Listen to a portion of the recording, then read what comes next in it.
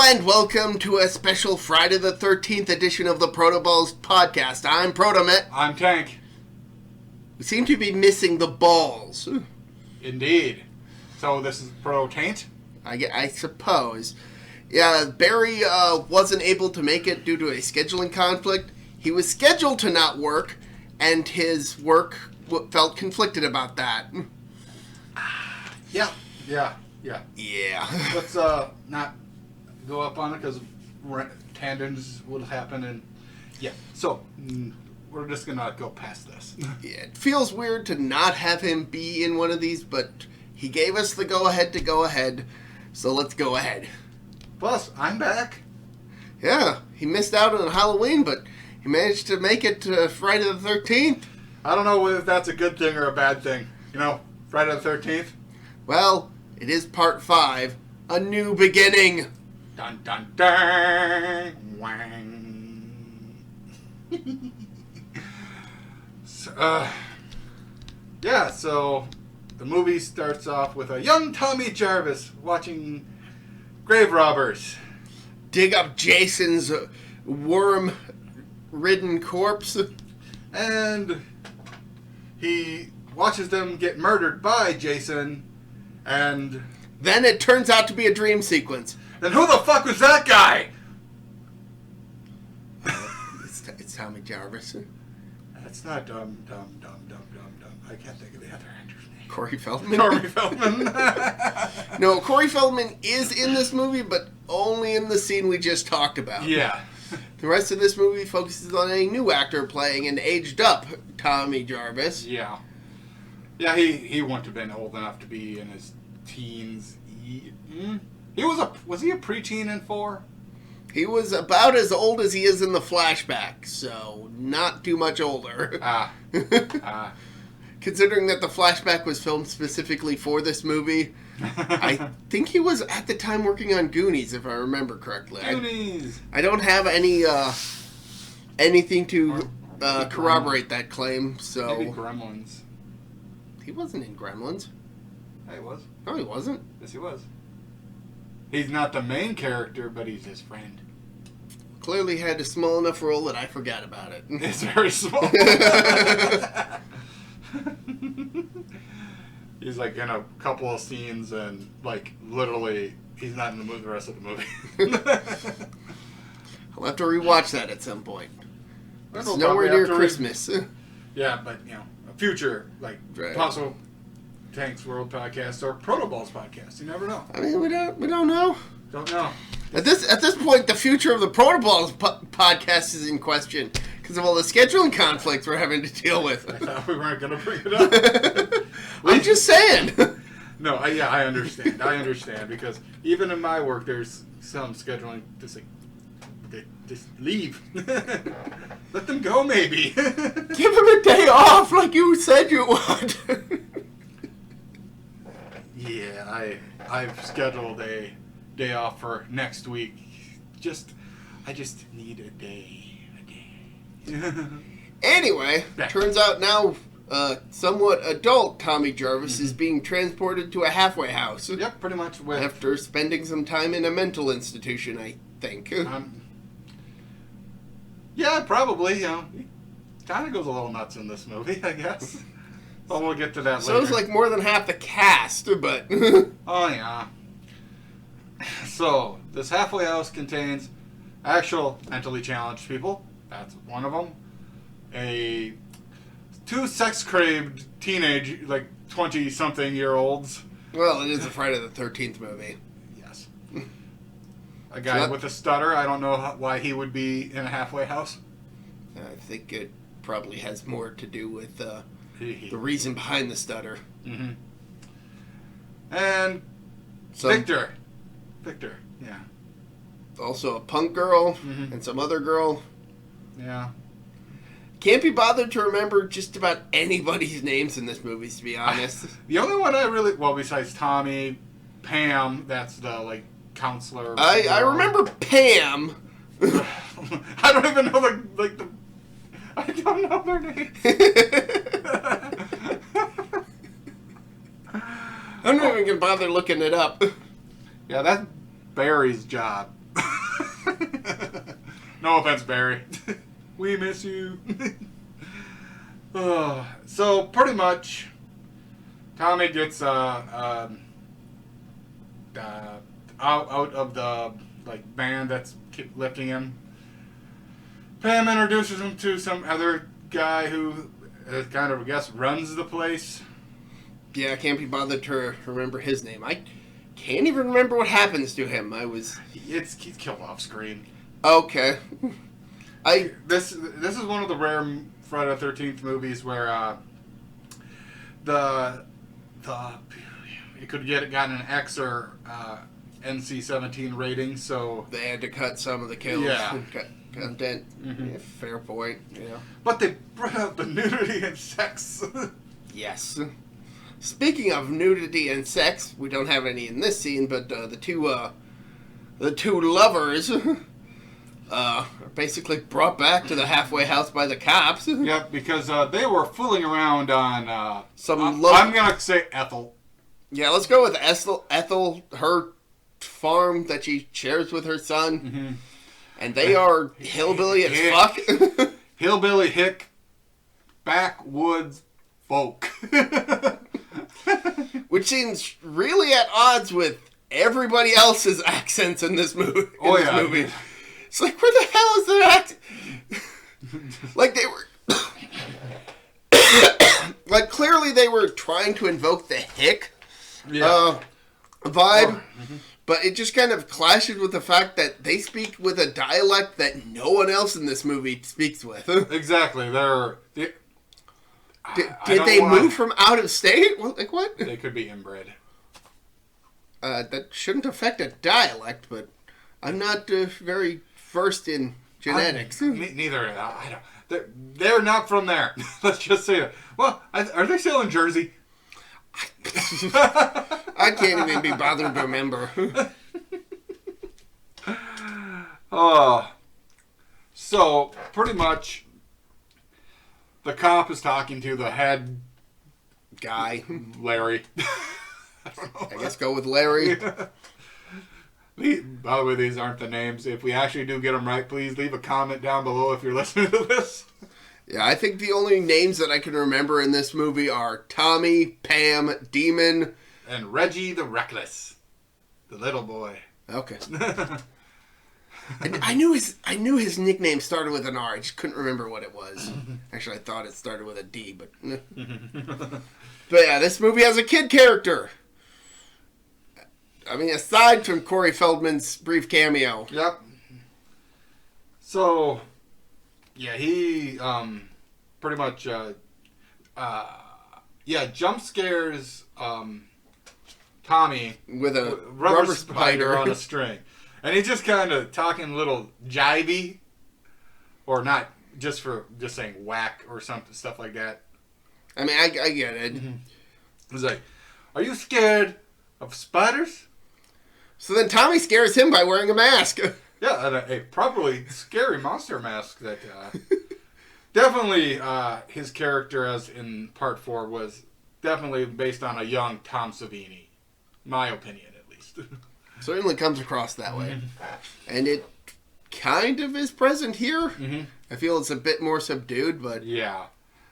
Well, he had hopes and dreams then. And now he's very, mute. To the point where, if not for the fact that he was the only returning character from a previous movie outside of Jason... You'd be forgiven for forgetting that he exists for most of this movie. Which is super unfortunate. Yeah. So, pretty much, okay, they do this, and then the couple get pulled up. With the cops and the hillbillies. Drive up, and the cops trying to talk to Ethel. I think we're calling her Ethel. Yeah, we're going with Ethel just to... Yep. Just to keep going, and her son, Billy Bob. He's dumber than a sack of bricks. Oh, God, yeah. Just like... She just has to tell him to shut the fuck up. Yeah, pretty much. Just like, shut the fuck up. So, they they end up, showing up. If any of these crazies come back to my farm, I'm going to shoot them and chop them up into little bits. Like, saying this in front of the cops and everything, so admitting that she was probably going to cause a murder sometime. We'll probably end up forgetting to mention this later, but there is a later scene with Ethel and her son where she's... Is she making, like, food, and Ethel's... Billy Bob is eating something? Yes. Okay, yes. And then just some random guy shows up looking for work. This guy is literally only in the movie to become a body. That guy is. I completely forgot he existed until, like, just now remembering that he even had a scene. Yeah, he just... And then just kind of forgetting that, oh, right, this guy was in this movie. Yeah, there's a... Admittedly, this movie has a lot of red herring characters. Very, very red herring characters. Which we'll get into soon enough. Mm-hmm. It makes sense. I mean... Pardon me. Damn. Yeah, so... she literally tells the sheriff that... you keep your hands off me. I got a bomb on me. She's like, the guy was like, just hops on her son's bike and they just drive off. Just like, nuts. They're crazies. They're crazies. Like, extremely toned down Sawyer family. Like, they're probably even more unbalanced than the people in the halfway house. Exactly. Yeah. Speaking of the people in the halfway house. So there is, I believe the mentally challenged kid is named Joey. Let's go with that. Okay. Like, he is the one character who is very clearly a mentally disabled person. Yes. And there's mention of him kind of being an orphan and kind of passed around until eventually he got to this place. Yeah. And he's trying to go out and help, like, everyone, but he's eating a chocolate bar, and his hands are covered in chocolate, and he tries to talk to the girls that are doing laundry, and he says, I can help you out with stuff. I don't know why. Grabs a white piece of laundry and gets it all dirty with the chocolate that's all over his hands. So after that, the girls tell him off, and then he goes to Victor, who is chopping wood. Is chopping wood. Angrily. Yes, just like, he goes, hey, Vic, can I help? He's like, fuck off. He's like, literally tells him to go away. No. Okay, we gotta get he just doesn't leave Victor alone. So he can't quite take the hint. No. He'd be still alive if he would probably just walked away. But no, he had to keep talking, and Victor still had that axe in his hand, and, well... Well, we have a first kill, ladies and gentlemen, here, and it's not even from Jason Voorhees. I mean, not counting that dream sequence earlier, but, like, the first actual kill. Yeah. And I think this is the very first kill in any of the Friday the 13th movies to not be associated with a Voorhees. Yeah, it is. Probably the only one. So, I just kind of... This is my opinion. I think the movie would have been a little bit more interesting if Victor seemed like he was mentally psychotically unstable. Yeah, for like the one scene he was in. Yeah. If they would have gave him more of a story, you think if he would have stayed, not got arrested, and that didn't kill Joey. I'm curious if Jason could handle him. But we'll never know because Joey's dead and Victor is arrested. And then, everyone at the halfway house is crying because... Joey's dead. He's like...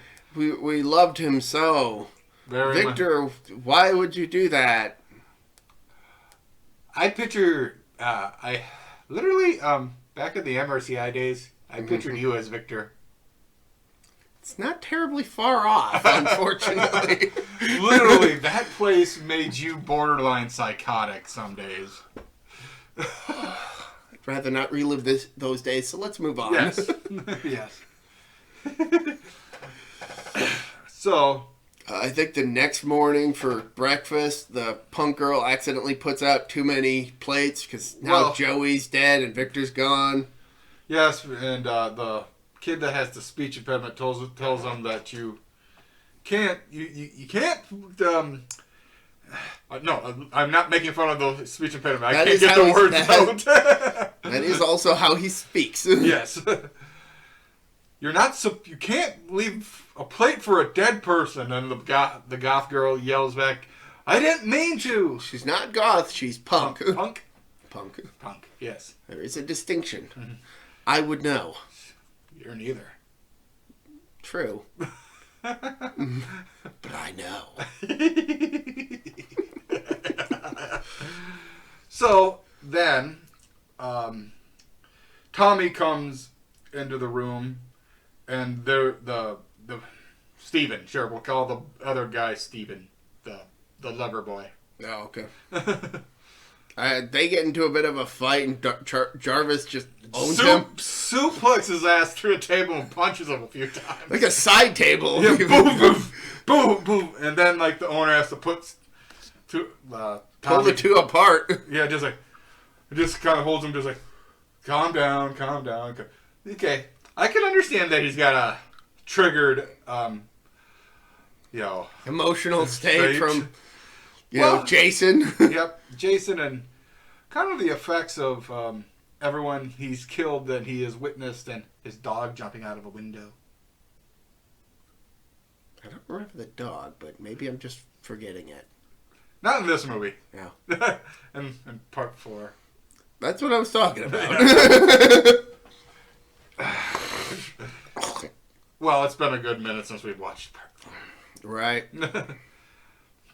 So pretty much they break everything up, and does Tommy run off? I can't remember. I honestly was only half paying attention. I was doing other stuff while this movie was playing, honestly. Well, it should give you a good indicator as to how much I actually care about this movie. Yeah, it was playing on my computer while Raw was going. So, yeah. Yeah, we probably would have been more engaged if we had actually been watching it together, but yeah, scheduling conflicts. Yep. Just what a mess. So I think they go to another scene, and Reggie, I believe, asked his grandpa to if he could go see his brother Demon. Damien. I think it's Demon. I'm pretty sure it's a nickname, but it's like an accepted nickname within the family, given that the grandpa even calls him that. He's like, don't want you getting into trouble with Demon now. So, that night, a couple greasers in a car break down in the middle of the forest. Sorry to cut you off. Okay. For these guys, apparently, they're supposed to be lovers. Okay. Yeah, so, I found that out watching the documentary on all the Friday the 13th movies. Oh, okay. Yeah, and it was like, oh, interesting. You never realize it because how they talk to each other. They bicker quite a bit. But in like the friendly sort of bickering. Yep. Okay. Like they're like light assholes to each other. Yeah, so it's just like, motherfucker, it's not starting up. It's not starting up, you motherfucker. I'm going to kick your ass. But yeah, one of them gets murdered some way. Yep, just like, so pretty much the one who's bitching at the one who's sitting in the car is bitching at the one that's working on the engine, where the other guy in the car could be helping work on the engine, but he was just being an asshole to his friend/boyfriend. I don't know if... But, so the guy says, I have to take a shit, so he walks, I guess, up to wherever. There's like some outhouse at one point, so... Yeah, so... That's probably where he had to go. Mm-hmm. Yeah, so he went that, and... The guy working on the car gets off. He gets a freaking road flare shoved in his mouth. I thought that was the other guy. I must have gotten the two confused. The one who's working on the on the like the engine gets a road flare on his Okay. belt, and then the other one just gets his neck throat because Jason's in the back. Oh right, Jason's in this movie. Yeah, we just yeah. So when should we kind of do the cut? It's a Friday the 13th movie. There's not really too much to spoil. We'll probably just cut before the actual climax of the film. Okay, just wanted to make sure. Right. Well, we don't do like the things on the other podcasts. I don't. Barry needs to be here. We don't know what we're doing. It's falling apart. No, we're trying. We're doing the best we can with the resources we have. Exactly. So, those two get off, and next day, But did the car get fixed? Yes. Good. Good to know that little plot thread is Because, wrapped up. the mechanic actually had to come and told us. Still got that cough, huh? Yeah, thankfully it's just that and the sniffles. But, ugh. Yeah, I got a little type deal. But it's nothing really because cold weather. Cold weather, getting a cold, yeah. Mm-hmm. So, and they... The next day, the cops are checking out the murder scene, and the sheriff's like, "What is going on around here?" And then, strangely, a ambulance driver, he goes, "You talking to me, Sheriff?" He's like, Ralph, no, I wasn't talking to you. Thought you were talking to me." I think it's around this point that the stranger shows up at Ethel's farm. Yes. He's like, don't I make the best fucking stew, Billy? He's like, yeah, the best fucking stew, mother. Later that night. Yes. Because this movie loves to jump ahead. Yes, they do. Yes, it does. So like a guy who worked at the local mental institution arrives at a diner to pick up his girlfriend, Lana. he's like, Lana! She's the only other character whose name I remember because she has a name tag and is constantly referred to by name. Lana, what do you want? I want to just take an order to go. Oh, yeah, what's that? I want Lana to go with nothing on. Cheesiest pickup line ever. It's a damn good thing they're already in a relationship. Exactly. Like, it's clear that Oh, yeah. they're an amorous couple and adults. Mm-hmm. Yeah, so she goes back in to clean up. And get changed. Yep. And he sits in the car and gets murdered. Well, no, he has to do the cocaine. Oh. And then gets murdered. Like, well, of course, it's a Friday the 13th. Got ready to do drugs. Yeah, that's okay. I just checked that off my bingo card. Oh, God, no. So, Lana is in the diner. She's like, all right, getting, literally, she whips her boobs out in front of the mirror. I'm like, okay, fine. They're nice. Okay? Okay. Put them back in. She gets changed, goes out to the car. And does not see, guy number 15. Just check my notes. Yep, that is his listing in the credits now. Halloween 3. No, that's Dapper Man number 15. Yeah. Okay, so he gets an axe to the head. She walks out and gets an axe to the stomach. After she, you'll lose a lot of money if you leave this out. All of a sudden, she just sees an axe and she goes out the other door, and all of a sudden goes around, boom, dead. Oh yeah. By the way, Jason's in this movie. All right, Jason's in this movie. So then, I think later the same night, this is when Pam takes Tommy, Reggie to meet Reggie and Tommy to meet Damien or Demon. Damien And his girlfriend. Yes. Crystal. Nah, sure. Yeah, go for it. Also, I feel I should mention that Jason hasn't actually shown up. The kills have been from like the first person perspective to set up the mystery of who's the killer. Is it Tommy? Is it Victor escaped from prison? Is it this dude? Or is it you? Is it the random guy who got a job at Ethel's place? Who knows? Stay tuned for next week's episode. No, literally. So Friday the 20th? No. We're finishing this today. Okay.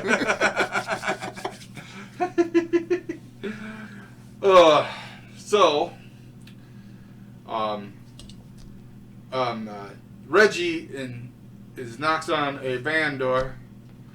And there's his brother Demon, played by a guy whose name I can't remember, but who I've seen in other stuff. Yes. I can't think of his name either, but... He was almost a Power Ranger. Was he? Yeah. He was in the original Bioman pitch. Oh, really? Yes. Him and this other guy, I can't remember his name. He was in the live-action Double Dragon movie and Iron Chef of America as the chairman's nephew or something. Like he's definitely an actor who, if you saw his face, like, oh, that guy. Yeah. And Demon's actor was also in Joanna Man. Joanna Man and a lot. Oh, he was in Return of the Living Dead. Oh God. Or I haven't seen any of the Return movies. Wait, the one that's more funny. I can't. So Return of the Living Dead. Return. Yeah, he's like I think he's in the first one. I again haven't seen any of them, so I think he has more of a bigger role. I have spent it so long. Honestly, he's the one character in this movie that I actually remember the most out of everybody. And the character or the way he dies? The character, the actor, and the way he dies. Okay, so they're hanging out, and Reggie's like, oh, look at all this. He's like, all the cool stuff he's got in the van, Including his girlfriend. He's just like, where'd you get this ring? Oh, brother, when you're around the world like as much as I am, you pick up a few things. Where'd you get that? Hi, baby. Oh, that's Crystal. That's my girlfriend. And then Reggie does this little sly move. He goes, well, I want you to meet my girlfriend. Hey, Pam, come over here. Little kid in the full grown. Yeah, pretty much. Pam plays along. He's like, oh, of course. And Reggie, Demon goes, hello, Pam.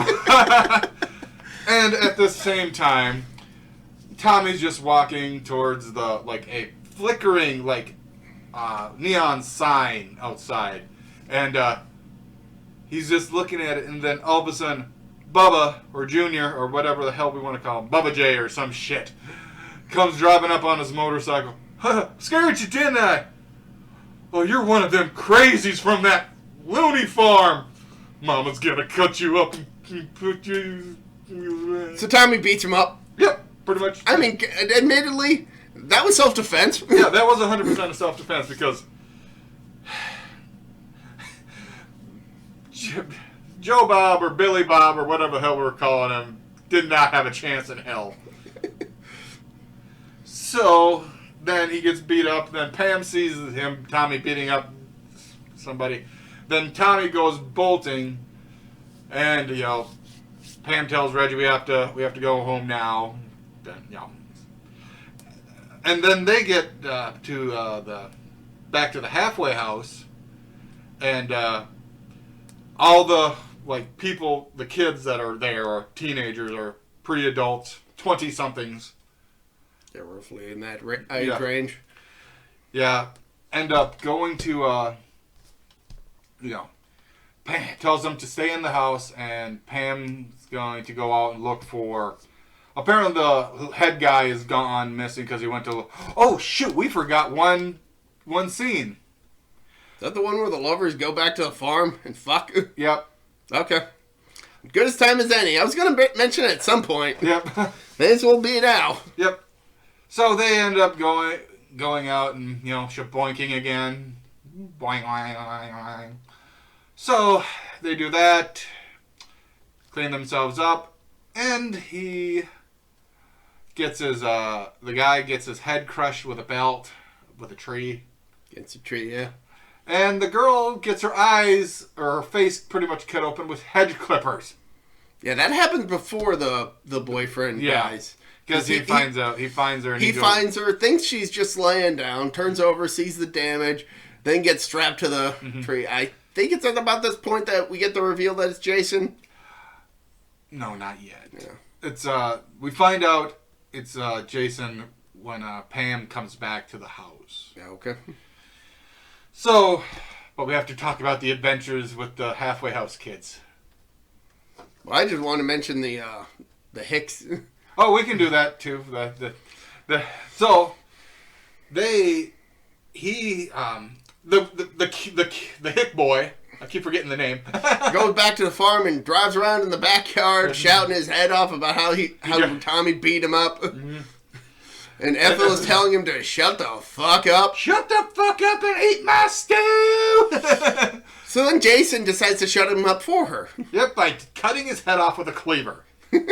Just puts it out, and he just runs it. It's just funny. He just like, boom. Huh. That's a good way to kill somebody. Yeah, I assume that this takes place within close proximity to the lovers, because it's nearby. Mm-hmm. So... Ethel finally realizes that the motorcycle is now shut off, and she just starts talking normal, normal as Ethel can talk, and then she gets a cleaver to the head, and her face lands into the stew. Human head That's stew. a secret ingredient. Yep. Hick head blood stew. Meanwhile, back with Demon and his girlfriend, he's got to take a shit. Them damn enchiladas! Then all of a sudden they have a sing song as Damien's sitting on the shitter. Baby, ooh, baby, ooh, baby. Then he goes to go rejoin his girlfriend, but can't open the door. You can see her pulse going. Like, I know. He manages to get it open and finds her corpse just laying there. On her neck, just thumping. I'm assuming it's just like the last throes or something. Yeah. I mean, we can assume that it's close enough to time of death, so. It's just, I just think it looked so funny. Just all of a sudden, So she's dead, and Demon is absolutely terrified of leaving the shitter. As you would. He's like, and he's like, gets stabbed in the leg with a spear, or not a spear, but it's like something. And then he gets stabbed in the gut. Yeah, I thought it was just like some rebar or something. Yeah, I think it's like a pointy rebar thing. Yeah, so he dies in the shitter, and it's probably the best kill in the entire movie, in my opinion. Yeah, it's pretty good. I like it. Just like, well. Like, he goes from this tough punk guy who clearly has seen some shit in his time and is tough and has the gall to back it up, and he dies like a fucking bitch in the shitter. Oh yeah. But if you think back from different any horror type franchise, there's always that one tough guy that ends up dying like a bitch. Yeah. This was probably just playing up that. Yeah, just like. So, now we're back at the halfway house, and they're sitting, the speech impediment boy and the other girl. The other girl. The non-punk. Not non-punk. The normal girl. No, but... The normal... The only other girl in this movie, aside from Pam and Punk Girl. Yeah. So... And Crystal. Yeah. And Lana. Lana! And Ethel. And if we're being generous. Yeah. So simple enough. Okay, I give this guy credit. What he says in this line takes guts. That he pretty much admits his love to this girl, and he says he wants to make Whoopi, and she just laughs in his face. And he reacts the way that somebody would probably act in that situation. I didn't mean it! And then she kind of feels bad. Doesn't she agree to do it, though? Nope. Oh. She just kind of laughs at him, and there's another scene where she sleeps topless, and she finds him. They get killed off. Yep, they get killed off. I don't even remember how. Well, he's walking. Then after he's upset with her, she goes to the punk girl. And he goes, he tries to walk with her, but she's playing some Loud rock music with headphones on. He's like, what's that? Can we talk? Can we talk later? He's like, and he leaves, and then he gets killed, and we don't know exactly how he gets killed. Well, apparently get cut in the face, because next time we see him, he's got like a cut on his. Oh, okay. So then the other girl, who's not the, punk girl, goes up and is getting ready for bed.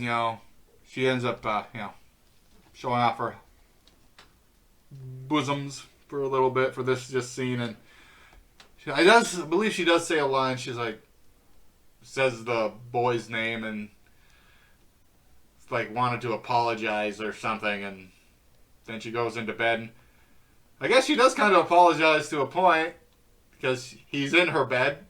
That's me. That vibrated. So she turns around and gets grabbed and gets like the Kevin Bacon killed. So the movie's getting close to the climax now. Punk girl gets off to jail somehow. I can't remember. Oh yeah, she gets just stabbed in the stomach. That's about it. Yeah. And Pam comes. Okay, Reggie wakes up and goes upstairs, try to see if Tommy's home because he goes to his room. Opens up Tommy's door, and all these dead bodies are on his bed, and so he screams. And then that attracts Pam's attention. She goes up. She finds the bodies and screams. And this is when we meet Jason. Okay, I'm pretty confident that there is a scene in which the mayor goes to the police station. Oh yes, this is kind of earlier in the movie. It's a kind of a throwaway scene, but it's important for this because it's the mayor is basically complaining about that they've got a killer on the loose and the police need to find him. And at some point, the cops mention Jason. Yep. And the killings that happened a few years earlier. Mm-hmm. And the mayor just takes an ashtray and spills it out and is like, there's your Jason. He's dead and gone. Yeah. Yeah, that's pretty much He's ash. Yes. And he's like, I know who the killer is. Just smoking the sheriff smoking a big cigar. Oh, who is it? Jason Voorhees. Jason Voorhees? Just like having conniption. He's dead. He's ash. Yep, that's pretty much what kind of happens there. And for the police to have such a blasé response to a killer is... Ugh. Yeah. So then, like, Reggie and Pam are running around. And I think that's where we're going to have the cutoff point because the rest of this movie is quite spoiler. Well, if you haven't seen this, it's a climax. So yeah. What is your recommendation? Been thinking about it.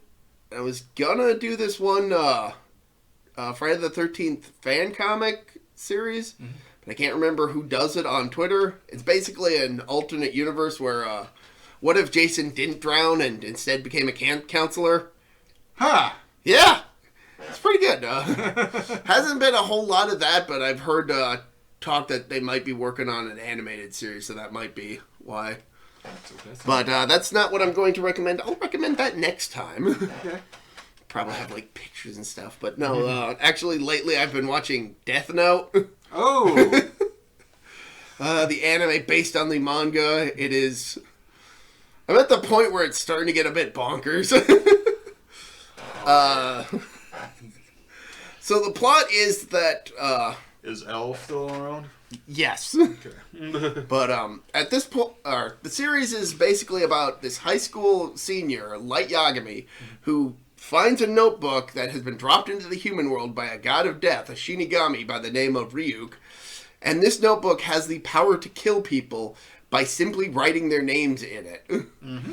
And Light decides to use this notebook to go on a killing spree to rid the world of crime. Because the world is corrupt and rotten and needs to be cleansed. This then draws the attention of the mysterious detective known simply as L. And so the rest of the series is basically a cat and mouse game between a serial killer and the detective trying to catch him. Mm-hmm. And the anime is more than a little over the top at some points. Yeah, it can like be. The potato chip scene.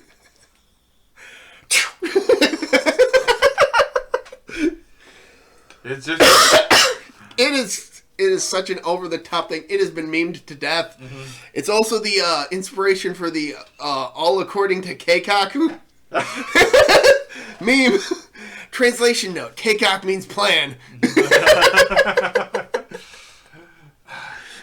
I do like that scene in the manga, and plus in the anime where he's doing the chips because there's a small camera in the chip bag. No, it's a small TV, but yeah. Yeah. So, well, there's a camera in Light's room. There are multiple cameras. Yeah, just like... And there's a scene... Don't want to get into too much spoilers, but... Yeah.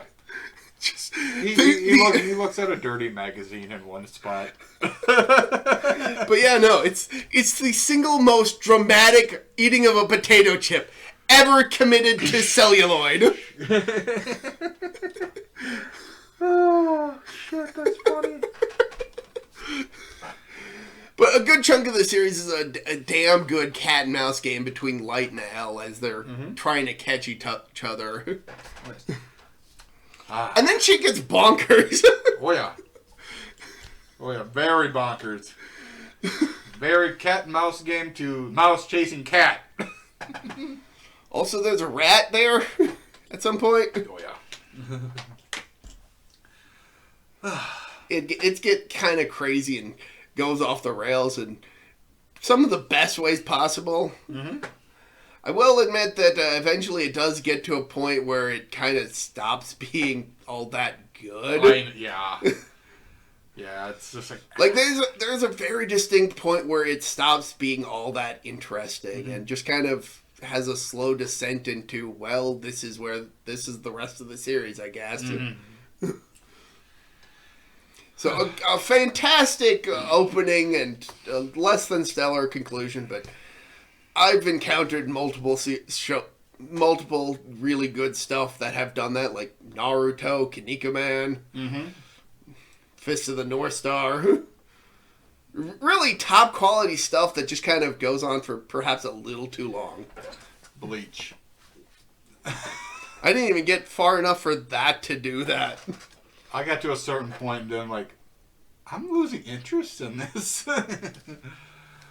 Alright, my turn? Yeah. I've been reading a novel lately. Oh. A movie-making nerd, James Rolfe's autobiography, a.k.a. The Angry Video Game Nerd. So not so much a novel as a memoir. That's the word, yeah. There's a distinct difference. Yeah. A novel is a work of fiction. So, it's just different stories about his life, as a kid, how he got onto YouTube, how, stuff with Screen Factory, Screenwave, yeah. To his later years with his meeting his wife and different parts. There's a decent long a couple chapters about him talking about making his movie and how some certain points where he actually kind of went through a depression because he didn't know if he was going to be able to get it done, and at the same time his wife was pregnant with his first daughter, so it's a very good read. I should pick it up at some point. I highly recommend it. And different stories, and also the how we got a hold of Doug Walker, the nostalgia critic, for they could actually do their little beef they had on YouTube there for a little while. Back when he was relevant. Mm-hmm. Yeah, well, Doug is still out there, but not as popular as he was. Yeah, I think the whole Channel Awesome crash that happened a few years ago was a real huge blow. Yeah. To just that whole... Yeah. Yeah, he's still doing the nostalgia critic here and there, but not as often as, Right. Yeah, so go out and give that book a read. It's very good. I know that a lot of people have complained about the more recent Angry Video Game Nerd stuff, mostly the stuff that came out after he started working with Screenwave.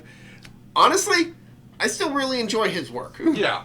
I think he does a fantastic job for a lot of his work. And just knowing how dedicated he is a much better video maker than I am. He's much better. He went to school for movie making, dude. Yeah, the furthest education I've had is watching that one making of an Angry Video Game Nerd episode. I've watched that. Gave me quite a few good pointers. Not a whole lot that I could use with what I do use for editing, but I can definitely understand where he's coming from, and I understand his artistic vision. Oh, yes. Yes. James Rolfe does great work, YouTube-wise. Apparently he's very nice at conventions and other things, too. I would love to meet the man in person, I mean, he has made a career of being a YouTube personality, starting from back when YouTube was still new. Exactly. Watch more high def. If you see him watch one of his very, very first videos on YouTube and some of his stuff now, he's definitely updated his video technology, his editing technology, and his work makes our work look like dog shit. Not that it needed any help to. Self-deprecation. Yeah. We do what we can do with what we got. Right. But he's on a whole other level. Oh yeah. It's no wonder why he basically inspired the whole YouTube video game review genre on the platform. Yeah. And he has even had cheap imitators. Oh yeah. The nice video game. I think it was Happy Video Game Nerd. He's now known as Stop Skeletons from Fighting. I think he rebranded himself a few years ago, but that's less of a cheap imitation. I was thinking more of the Irate Gamer. Yeah. I've never seen any of his stuff, and no. Would Captain M be part of that? Captain N? Yeah. Did I say M? What? No, you said N. Oh. That's a cartoon character. I think you're thinking of Captain S. Oh, Second Man. Yeah. I do know that he had a crossover with Nerd, but I think that was more of a sitcom action show. Back when that even was a thing. No one ever mentions that ever. No. I just am repeat. Whenever I even think about it, I was like, oh right, that show that existed for a very brief period of time. The early days of Screw Attack. So, Peanut Butter Gamer, maybe? Peanut Butter Gamer, yeah. Yeah. I mean, he was in part inspired by the likes of JonTron, who had himself admitted that he was partly inspired by Angry Video Game Nerd. So yeah, wish he had kept up with that inspiration, but that's a whole other topic. Yeah. All right, so I suppose, a movie-making nerd, go give it a read. So I suppose we should get back to the movie. I guess. If we have to. So, Jason's here now. Oh, yeah, Jason. Who saw that coming? In a Friday the 13th movie. It could have been Pamela. Well, her head. Floating around. It could have been. I mean... now I'm trying to think of the logistics of it. Did she decapitate somebody and then attach her head to the decapitated person's body? Is that how that works? No, it's Jason. Yes, it's Jason chasing Pam and Reggie. But wait, Jason's dead. Who could it really be? It's probably that Victor guy. Yeah, Victor. Or Tommy. Yeah, it's mostly Tommy. Or that drifter who got a job at Ethel's. Ooh. Yeah. That guy died. No. I guess it's not him then.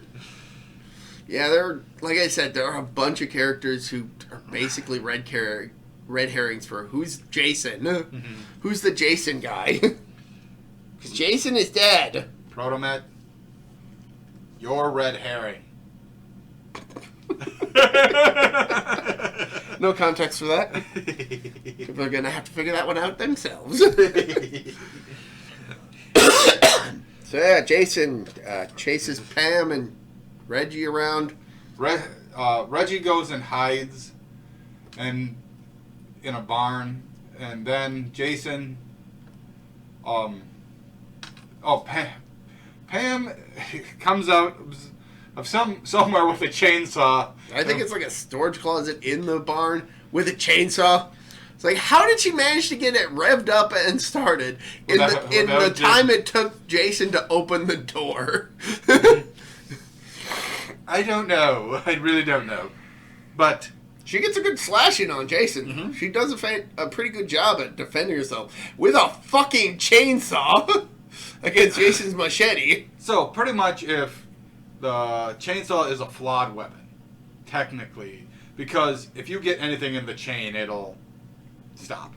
Yeah. So I think she just runs out of gas, though. It does, but I'm trying to be...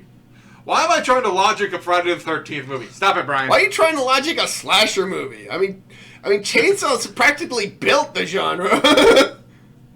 We haven't even talked about that. I know! My God, there's sequel, prequel. Out of that. That's becoming a can of worms. And I know about you and can of worms. Icky. All right. Go on. So, but yeah, the chainsaw runs out of gas, so now Jason has the advantage again. So he chases Pam and Reggie up into the loft. No, at this point, Tommy shows up and just kind of stares Jason down. And then keeps staring Jason down as Jason approaches him. And then keeps staring him down. And then Jason slashes him in the chest. And that finally snaps Tommy out of his stare down. Yep. And as this part happens, Tommy has been slashed. Jason's about to go for like an actual kill cut. And then apparently Tommy has his pocket knife and just shanks him in the ding-dong. Oh, right. Tommy had a pocket knife that he was toying with earlier. Completely forgot about that. Yeah, kind of did too. And then Jason goes down and Tommy climbs up into the loft with Pam and Reggie. And they kind of... So literally, Tommy gets up and looks like he dies. Like Then Jason gets to the top, and Pam tries to fight Jason, but at this time, Reggie jumps and pushes Jason out the loft. Outside. But apparently, Jason hangs on to something. Okay. I don't know.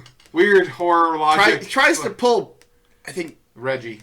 Tries to pull Reggie down with him. Pam's trying to pull it, but Tommy starts waking back up and notices the machete and looks up and sees Reggie and Pam almost getting pulled off, and he comes and whacks Jason's hand and cuts it off, or or injures it enough where Jason lets go and falls onto a bed of spikes that are just down there. It's a like a farming tool. I know. But yeah. But I don't know what it's used for. It's just a bed of spikes. Yeah. So now Jason has been incapacitated. And wait, that's not Jason. That's Ralph. Who the fuck is Roy? Roy? Did I say? Who the fuck is Roy? Roy's Who the fuck is Roy? Who the fuck is this? Roy was the ambulance driver. Wait, I'll let the sheriff handle this at the hospital later. So at the hospital, being treated for their injuries, the sheriff shows up and basically explains that Roy was Joey's estranged father, who had kind of been keeping tabs on the boy, while also having news clippings of Jason.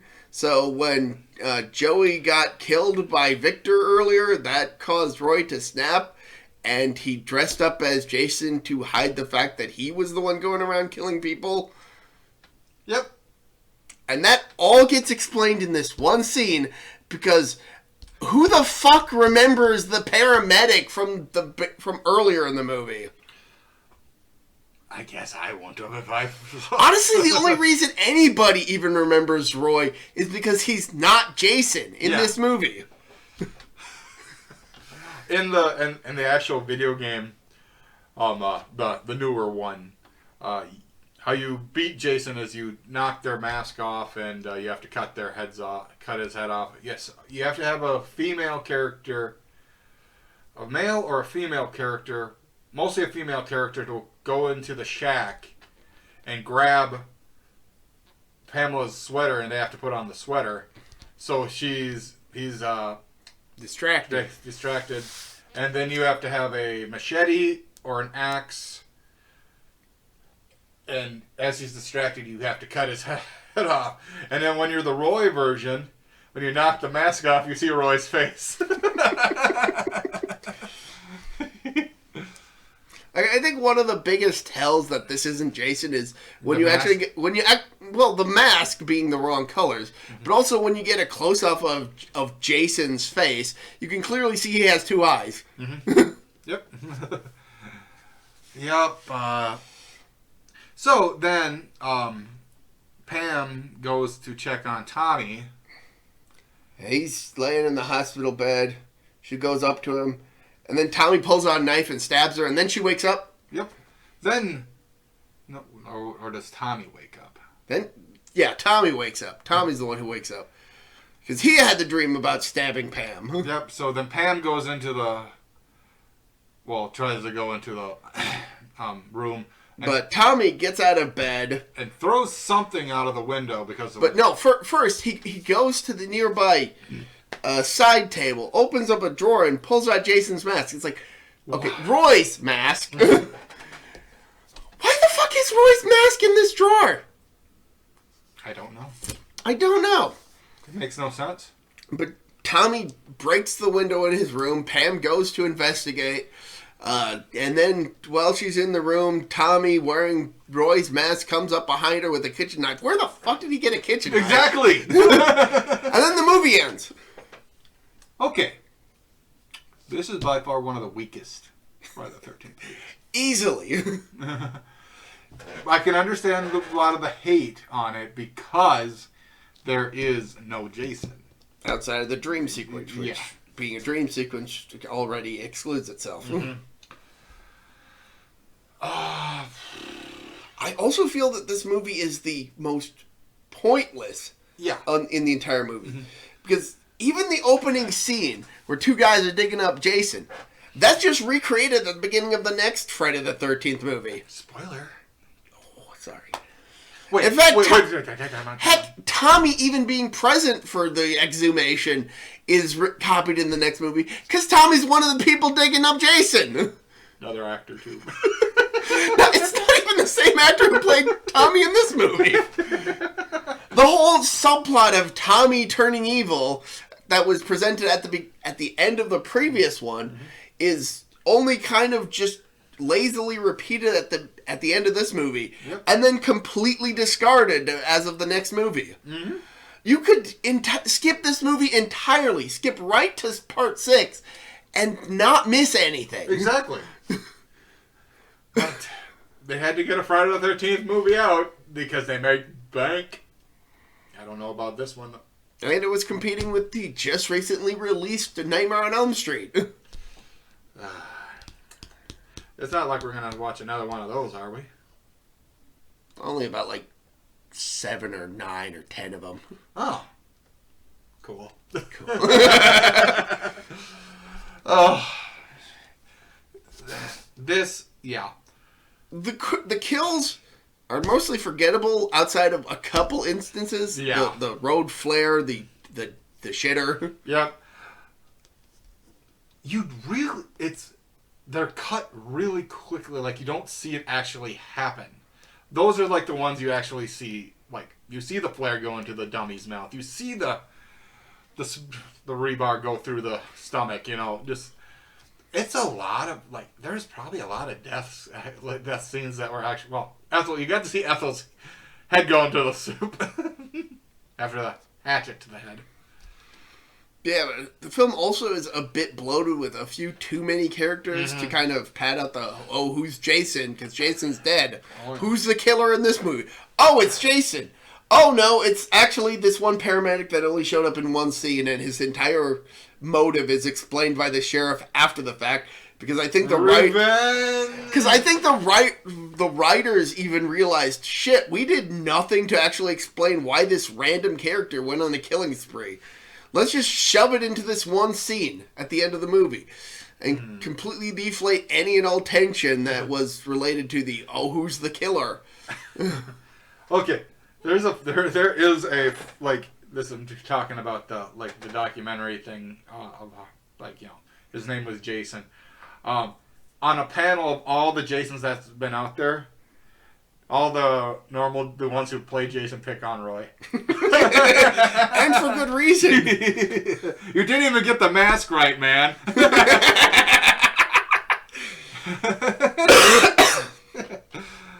Oh yeah, they just rip on him. Also, that is such an elaborate setup to disguise yourself as a dead serial killer as an impulse after your son is murdered. Like, what the fuck were you playing? Like, the first murders happened that night. Were you expecting your son to get murdered? Were you planning all this ahead of time? What the fuck? He had a mental breakdown. A Clearly. psychotic mental breakdown. Clearly.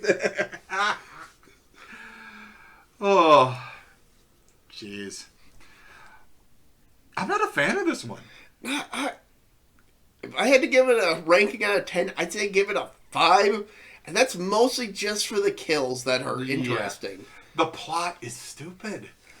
Tommy is, for a returning character, it's an interesting idea to have a returning survivor.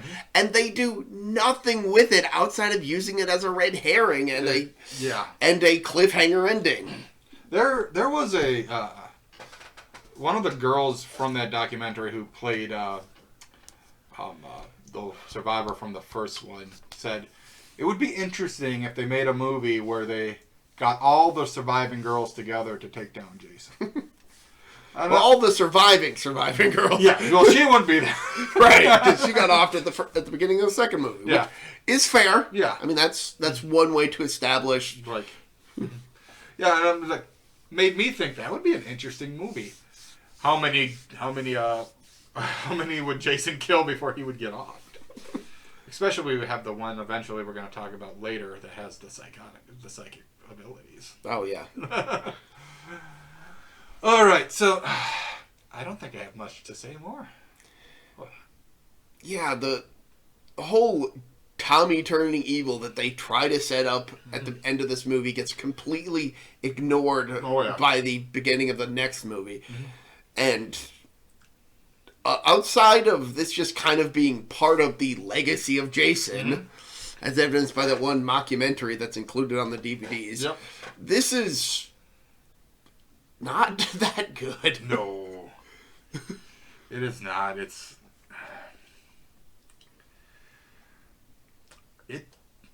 this one's bad. I've seen worse movies. Oh, yes, I will admit. exactly. King Dinosaur, Yeah. Monster, Mm-hmm. absolute garbage. Well, yeah, okay. But when we say monster, we don't mean the Charlize Theron movie. No, we're talking about the Asylum Cloverfield ripoff monster. Yeah. Oh god, that one was bad. We watched some Sloak on Amazon. And we'll watch more. Stay tuned for that channel. Yep. It's mostly giant monsters though, so temper your expectations. Mm-hmm. And robots. And robots. Yeah. I have no more to say. So, stay tuned till next time here on ProtoBalls Talk. I've been Tank. Maybe Brary will actually show up. Yeah. Who knows? Maybe they'll finally let him out of the dungeon. Maybe. Just. We miss you, man. Please come home. Let our friend go. Your family's worried about you. All right, bye. Bye, guys.